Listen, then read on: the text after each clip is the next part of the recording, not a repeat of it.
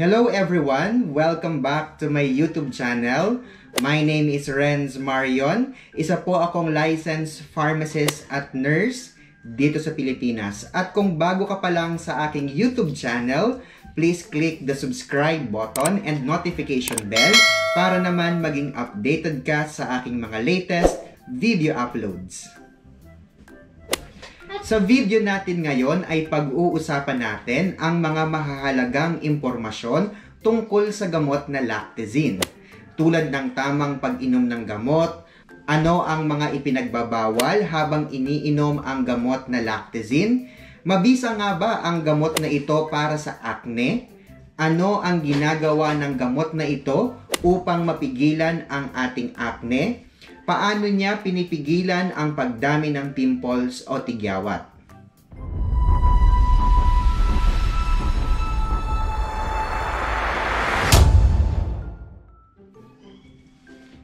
Ang gamot na lactazine ay brand name ng isang gamot. Isa itong gamot na maaaring mabili sa butika na hindi kinakailangan ng reseta. At ito rin ang kauna-unahang over-the-counter medicine for acne. Isa itong capsule na may kulay light pink at uulitin ko lang na ang lactazine ay ang brand name ng gamot. Samantalang ang kanyang generic name ay lactoferrin plus D-alpha-tocopherol acetate at zinc. So meron itong pinagsama-samang tatlong mahalagang ingredients sa iisang capsule. Sa ngayon, ang isang lactazine capsule sa mga butika ay nagkakahalaga ng 27.75 pesos isa. So pag-usapan muna natin kung ano nga ba ang tatlong mahalagang ingredients ng lactazine. Unahin natin sa lactoferrin. Ang lactoferrin ay isang protina na nagmula sa gatas. Pwedeng nagmula sa human milk, animal milk, o sa iba pang mga sources. Kung familiar kayo sa colostrum, ito ang kauna-unahang patak ng gatas na naiproduce ng isang ina at isa ito sa may mayamang content ng lactoferrin. Kung sa baby, ang lactoferrin ay mahalagang component ng gatas upang makatulong itong maabsorb ang iron sa bata sa kanilang tiyan.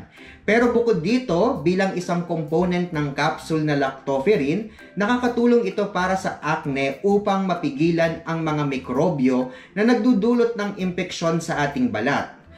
Bukod dito, nakakitaan din ang lactoferrin upang pababain ang produksyon ng sebum at pamamaga sa ating balat.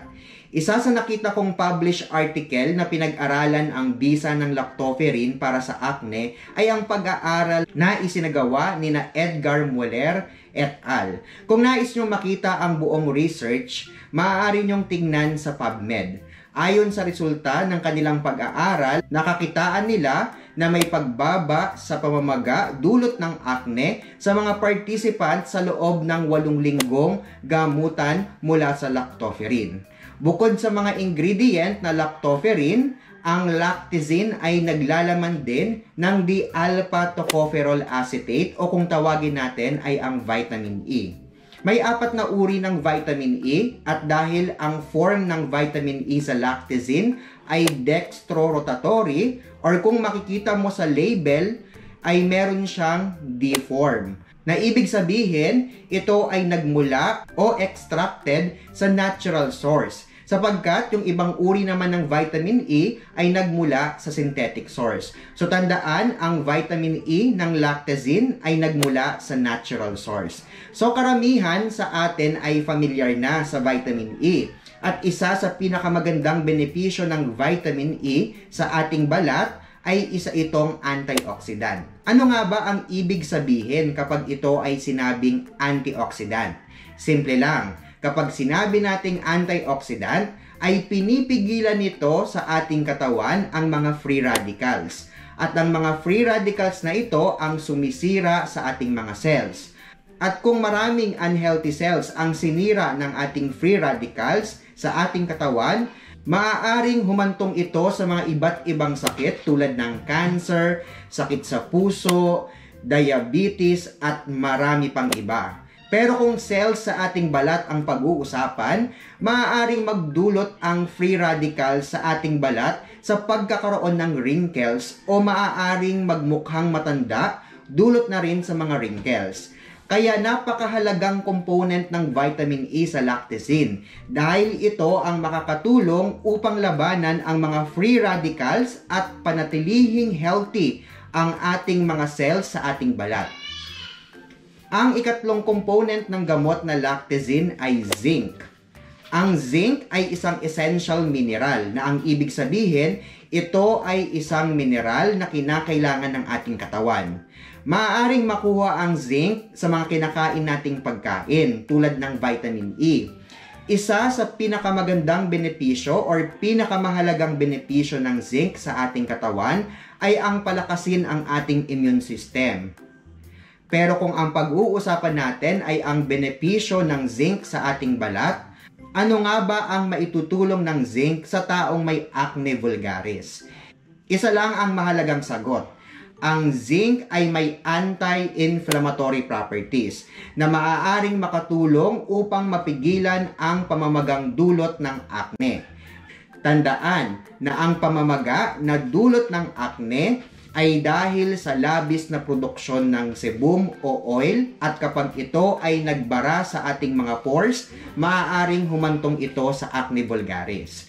Merong isang pag-aaral na nagsabi na ang zinc ay nakakatulong din sa taong may acne sa pamamagitan ng pagpigil ng zinc sa overproduction o sobrang produksyon ng ating balat ng oil.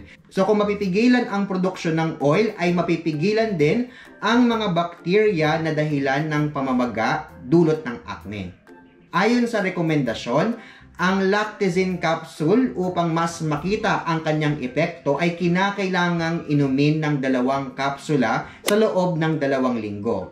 Isa sa umaga at isang capsule bago matulog.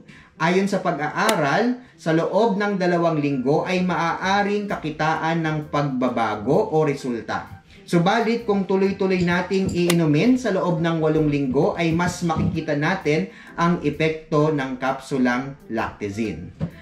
Ang sobrang pag-inom ng higit pa sa recommended dose sa 2 kapsula ng lactazine ay hindi ipinapayo ng mga doktor. Subalit wala pang ganong pag-aaral na kakikitaan na ang sobrang dose na pag-inom ng lactazine ay magdudulot ng masamang epekto sa katawan, kaya naman, mas mainam na sumunod tayo sa 2 kapsula lamang. Pero kung halimbawa sa unang inom ay nakaramdam ng masamang epekto, maaaring may component ng lactazine na ikaw ay allergic. Kaya ito ay ipinagbabawal sa mga pasyente na may history ng allergy sa gamot na lactazine. Dahil ang gamot na lactazine ay may nilalaman na vitamin E, ito ay ipinagbabawal na isabay sa mga gamot kung ikaw ay umiinom ng anticoagulant o ang mga gamot na maaaring magpalabnaw ng dugo tulad na lamang ng gamot na warfarin. Kung ikaw naman ay umiinom ng capsule na pampapayat tulad ng Orlistat o yung mga halimbawa na brand na Senical, mas maganda na inumin ang Orlistat na 1 oras bago inumin ang inyong gamot na lactazine. Sapagkat kung isasabay natin ang lactazine sa Orlistat, maaaring hindi lubusang maabsorb ng katawan ang vitamin E. Ganon din ang mga gamot na cholestyramine at cholesterol. Ang mga gamot na ito ay maaaring makapigil sa absorption ng vitamin E sa ating katawan. Pero syempre, bukod sa gamot na lactazine upang mas maging epektibo, mahalaga pa rin ang natural remedy upang tuluyang gumaling sa acne.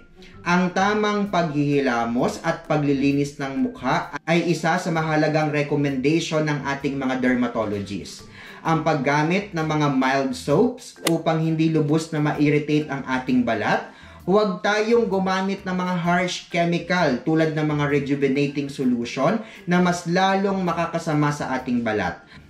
At pinapayuhan din na magpakonsulta sa inyong mga doktor, lalo't higit sa mga dermatologist. Kung nagustuhan po ninyo ang ganitong klaseng video, maaari po ninyong i-like ang aking video at mag-subscribe na rin sa aking YouTube channel.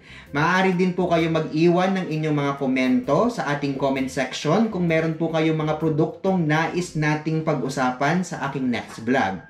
Muli, ako po si Renz Marion. Maraming salamat sa inyong panonood at stay healthy.